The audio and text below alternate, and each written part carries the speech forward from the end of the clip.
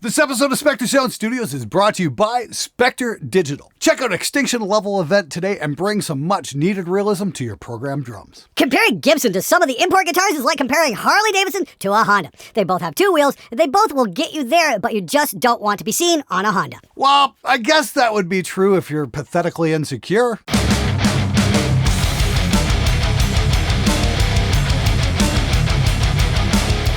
All right, everybody!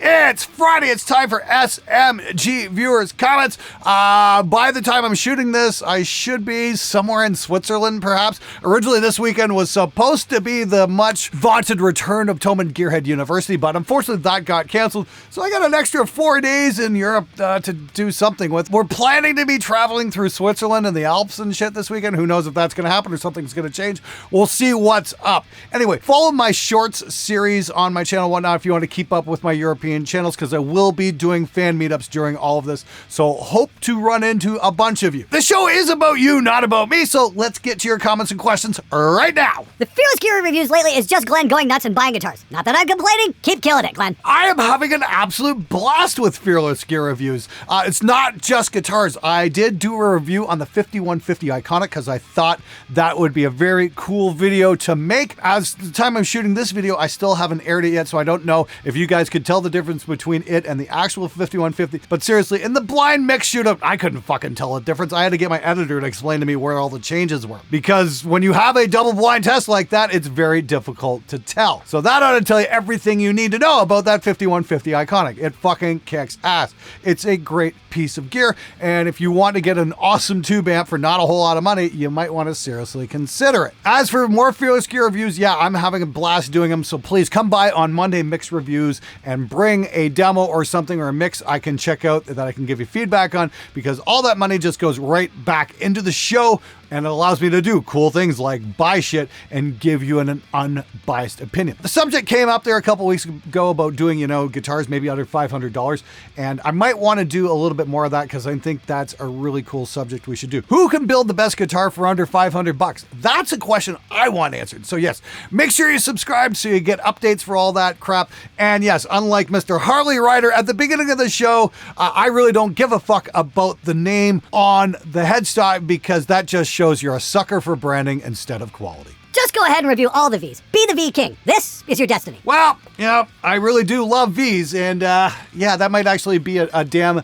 fine suggestion. I mean, I got the Solar V here. I got the LTD V over there. I've got an older Jackson V. I was just checking out a Jackson King V for like under $500. I might want to check that out. Who else makes Vs that I should be checking out? I think Dean makes one. So yes, just reached out to a Canadian guitar builder that is making a V as well. They wanted to send me one. That wouldn't be a Fearless Gear review, unfortunately. That one's going to be a little bit more expensive, but I'm always down for helping out Canadian brands. That's how I discovered Rev, one of the greatest amps ever for recording metal. And I'm more than thrilled to put them on the show. There's some great stuff being built here in Canada these days. Hopefully we're going to see a Canadian speaker builder one day. I think that would be really cool. That's what the world needs, some of that Canadian quality when it comes to making speakers, because back in the 90s, we had some really amazing home stereo speakers made by brands like Paradigm, who made just absolutely incredible stuff, because we've got this amazing anechoic chamber in Ottawa, Ontario that anybody can have access to that's building speakers. I want to see a Canadian company make guitar speakers. Maybe I should start that company. That'd be interesting. Anybody want to partner up on something like that? Let me know. No, thank you. I'd rather pay twice the price for the prestige of having the Gibson badge on the headstock. That way people know you're a serious guitar player. Yeah, seriously gullible. Did you ever intend to get this good a guitar, or was it just a result of constantly having to fix stuff in post? It is definitely a don't want to fix stuff in post kind of thing. I mean, like, for the longest time, I was kind of nervous about playing guitar on the show, and I've called my friends up, like Christian Vay's just been an absolute champ. He'd come out and play guitar on the show whenever we needed him. And I've had, Christopher Finsky and many amazing guitar players, including a whole bunch of guys from the SMG Discord who've played, and they still play a lot on the full mixes and stuff like that, because that takes a lot of time, and that allows me to just speed up production. And that's really what it came down to for me with practicing, was just so I could speed up production and be able to get content done quicker. And turns out you guys are really responding to that in a big way. I've noticed my video numbers this spring and summer have really taken off, because you guys are watching the videos that I'm playing on a lot more than the other ones. So for that, I am absolutely grateful. grateful. And to everybody who's coming into the show and who's been hitting the subscribe button, thank you so much for joining us. It's a wild ride. I can't always promise that you're always going to agree with what I have to say, but you will be entertained. Good. When you get a new guitar, have you ever had a Plek Setup? I'm wondering if it is worth it. I've watched other reviews of the Plek and they are never an independent, always by a store who I feel says it makes a world of difference, just like they would say otherwise. Just curious. Yeah, I've never had a Plek done. That's a very good point. You know, the closest Plek machine I can think of is down at Sweetwater in Fort Wayne, and that's about a 3-hour drive for me. Maybe when I get back from Europe, that might be a fun video to do. Drive down there, buy a guitar, and then have a Plek done just to see what would happen. And yes, fund the whole thing by myself. That way we could do it with a cheap guitar and see if it actually makes that big of a difference or not. See if it's worth the money or not. Is it just a thing that's going to cost you more cash? I don't know. You'd think maybe some of the bigger guitar brands, especially the ones with the legacy branding and the great big sticker prices, would actually do that in shop before they even ship the guitar. But no, we gotta pay extra for that shit. All right, guys, this episode is brought to you by my company, Spectre Digital, where we created the Extinction level event. It's our attempt to bring some much needed realism into the realm of programmed drums, because I get it, most of you guys are working at your desktops and recording real drums is very expensive because you need to buy the kit, you need the microphones, you need the interface, you need the preamps, you need all that stuff. Plus you need somebody who actually understands the word finesse when it comes to hitting drums. And that's pretty fucking rare, and that's why it's so hard to record real drums.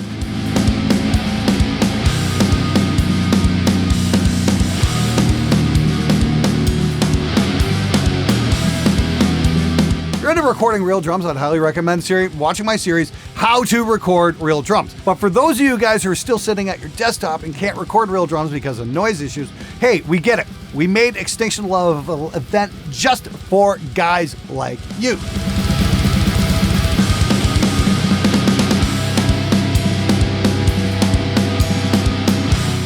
We also made sure to include bleed. And that's how a real kit is recorded. Because when you're playing a kick, snare, and a hi-hat, you've got that hi-hat bleeding into your snare mic. That kick sound, the batter head, is bleeding into your bottom snare mic. That's how real kits are recorded. We made sure to include all that, but you can adjust it with faders and all that to keep it under control. But if you get rid of it completely, it sounds fake. ELE includes all that so you don't sound fake. It's only $84. Links are in the description below. Now it's time for the Butthurt of the Week.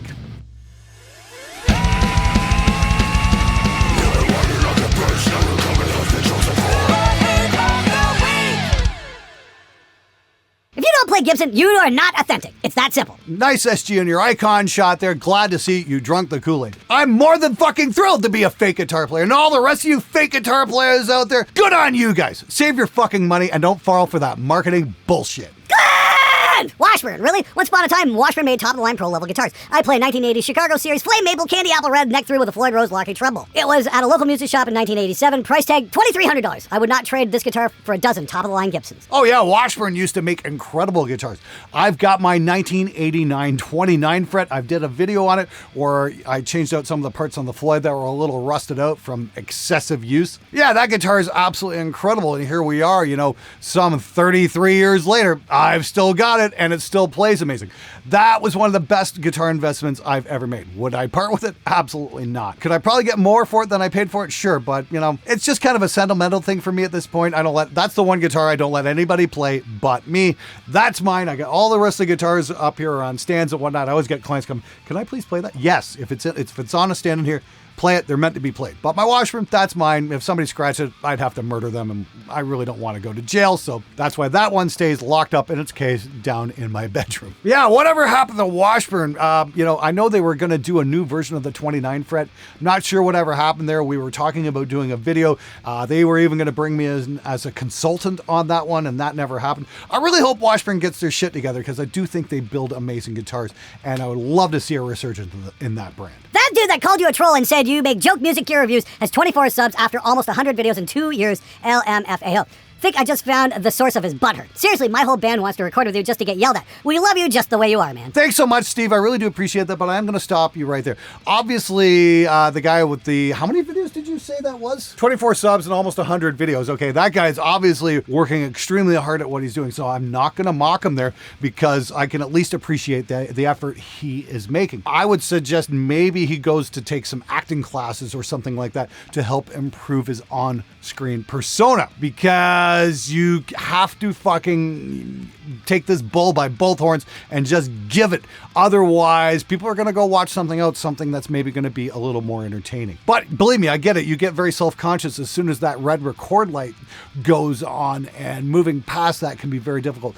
And if he's not getting any traction with his videos, it's probably that's exactly what he needs to work on, because he might not be that engaging. Again, I'm not going to mock the guy because that's just not fucking cool. Obviously he's trying, and maybe he's just not getting the results he wants. But I've always found is that when we struggle with stuff, but keep at it, that's when the actual improvement comes. And to that guy, I say, dude, seriously, the best of luck with your channel. Keep at it. Hopefully you'll have a breakthrough sooner or later. Good luck. Hey Glenn, can I get some of your thoughts on fret buzz? Some people claim they have zero buzz while others say buzz is normal, and both camps call each other liars. What's the actual deal? When you're recording, does it matter? Nope. I don't give a fuck. If it's got a little bit of buzz, so what? That's just part of the fucking instrument. I mean, I'd much rather have, very nice action with a tiny bit of buzz and, my strings a mile high off my fretboard and no buzz at all. I couldn't give a fuck about any of that shit. I mean, does this have a little bit of buzz? I got the neck down pretty far on this guitar. Let's take a look. We get any buzz? Maybe just a tiny bit, but the guitar plays amazing and it's a lot of fun. And therefore, this guitar gets played quite a bit on the show and in my other demos because it's so much fun to play. Fret buzz is fucking irrelevant as far as I'm concerned. Your mileage may vary. And to all those guys out there who hate fret buzz, hey, you know what? Have at it. Play your super clean guitars. Not everybody has to like the exact same thing. That's why it makes music interesting. This totally needed to be said. The next episode of Spectre's Viewers Comments is going to be a doozy. I'm sure to have plenty of popcorn at the ready for the swarm of angry wasps, guitars, flock to the comment section to tell us all about how their pretentious feelings got hurt. Honestly, since when did metal guitars become so precious? I was under the impression of metal guitars being the epitome of zero fucks given. What on earth happened? Suppose a lot of them looked toward Yngwie Malmsteen, i.e. someone who is totally not a narcissist, and were like, yep, this is the perfect personality for me to model myself after. I fear you may be correct. And hey, Yngwie, if you're watching, want a donut, man? How about a video where you review multiple guitars or recording gear at the same or close to the same price point? Then you can select a winner or two based off the value and quality for that price. Yeah, Nelson, I think that's definitely going to happen. I think it's going to be like a sub $500 guitar thing because I think that's probably going to have the most value. So I'd want to check out some cheaper Jacksons versus the Harley Bentons versus some of the other brands. If you guys have suggestions for guitars in that price point, I'm all ears. Please leave a suggestion below and I will try to check it out. But that's a video I can fund myself and give you guys an honest fucking review. Once again, stop by Monday Mix Reviews. When I get back, we're going to start that up again, I think the last week of September. And that'll be coming at you every Monday, probably till the end of the year. Hope to see you guys in there. Anyway, on to the next question. Glenn, could you show how to set up your guitars for the dumbasses out there? Totally not for me. Much love. Yeah, I've gotten a couple of suggestions for doing a video like that. I think I'm going to do that either at Gear Street or when I get back. I'm not sure. There's going to be a lot of guitar players there, so maybe we can get a bit of feedback from some of the other guys there at the show as well and see how they like their guitars set up. But I'm pretty sure Henning's got a bench I might be able to borrow and make a video about that. I think that should be something really cool to do while I'm there, especially when we've got so many guitar manufacturers on hand. It might be cool to get some feedback. That's a great idea for a video, dude. You know what? That's going to happen. Thanks so much for the suggestion. People who want to get another guitar's tone are striving for mediocrity. When has anyone achieved musical greatness sounding just like someone before them? Well, it certainly worked for Vanilla Ice. Other than that, unless you're doing, like hip-hop rip-offs of classic rock songs, yeah, I would definitely recommend go find your own tone. That being said, if you're into the whole classic metal tone thing, please watch my video on the Celestion Blackbacks that I did a couple weeks ago because, boy, was that ever an eye-opener. If I wanted to put together a southern rock, like Lynyrd Skynyrd or Molly Hatchet type recording studio, what would be the best equipment and most cost-efficient equipment that I could get to start with? And thank you. Well, I can tell you what gear to get, but it wouldn't be cost-efficient because you're going to need a tape deck and a console of some kind. An old TAC Scorpion might work. If you can get your hands on an SSL console, go with an SSL console. Or a Neve deck or an API or something like that. Something old, analog, and expensive is going to do the trick. The only problem with recording in that fashion is, especially when recording to tape, is the musicians are actually going to have to be able to play. That's the big problem right there. There's no undo button.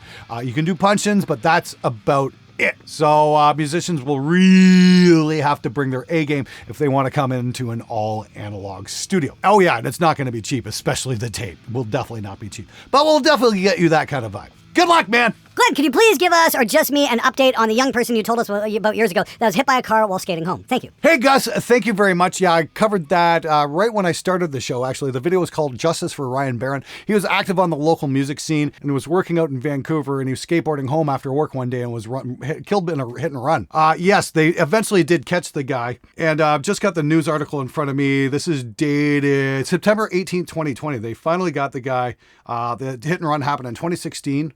And the guy who did it was sentenced to a whopping 18 months in prison. Yay. The guy's name was Andrapreet Singh Sohal, and he was given a 1-year driving ban as part of his sentence handed down. Yay, so 18 months plus a 1-year driving ban. Glad the Canadian justice system really gave a shit about Ryan's life. See, they really value their people there, and will hand out severe punishments for cowardly acts such as hit and runs. They will say this, though, the guy did plead guilty. That's probably why they went a little bit easier on them. It was obviously a plea deal because the second charge of dangerous driving causing death was stayed at the end of sentencing. I don't know about the Canadian justice system sometimes, especially when it comes to violent crime like that. I mean, yeah, 18 months for killing somebody a hit and a run, that just doesn't seem fair, especially when they'll put you away for a couple of centuries if you punch a cop. Something just doesn't seem right there, especially when they write the words equal treatment under the law right into our Constitution. It seems like that really doesn't happen in the Canadian justice system. It's just something nice that they write on paper. Some people, it would seem, are a little more equal than the rest of us. That Gibson review was one of the best decisions you have ever made. Now you can harvest fanboy tears for content till the end of time.